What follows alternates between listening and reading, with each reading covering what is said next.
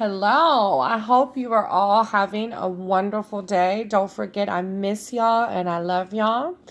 All right. So for today, we're moving on to a problem where you have a part and a whole, but you need to find the other part. So this is the type of stuff we were doing when we left. So after we master this, then we'll move into subtraction. But this is pretty hard for them.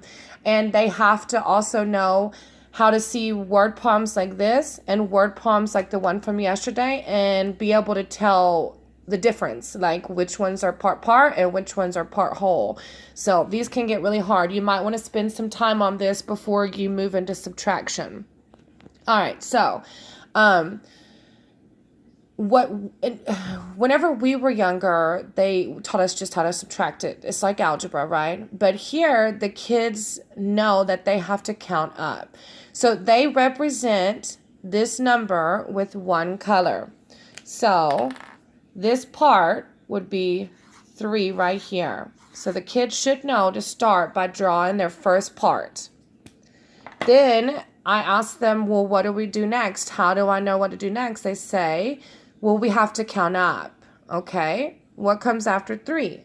4. So then we're going to count up to make it to 10.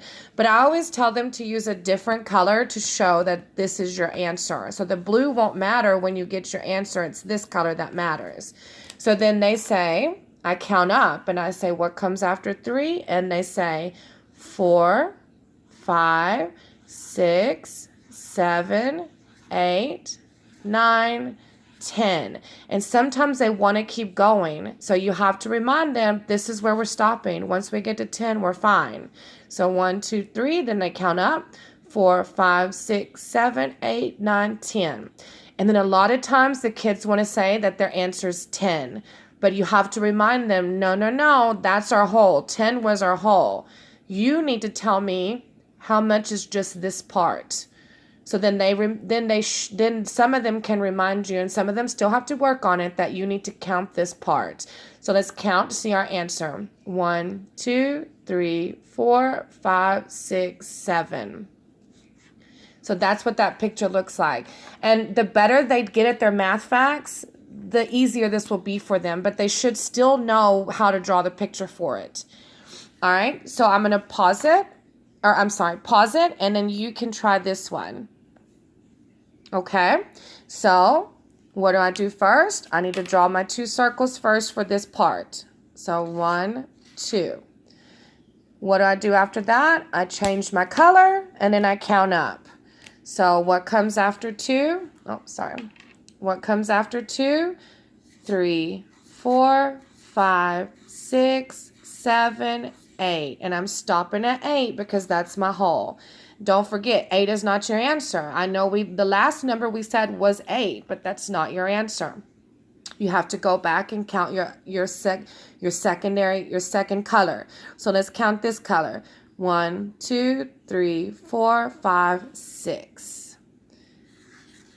And there we go. And they also should be able to go back. I forgot with the first problem.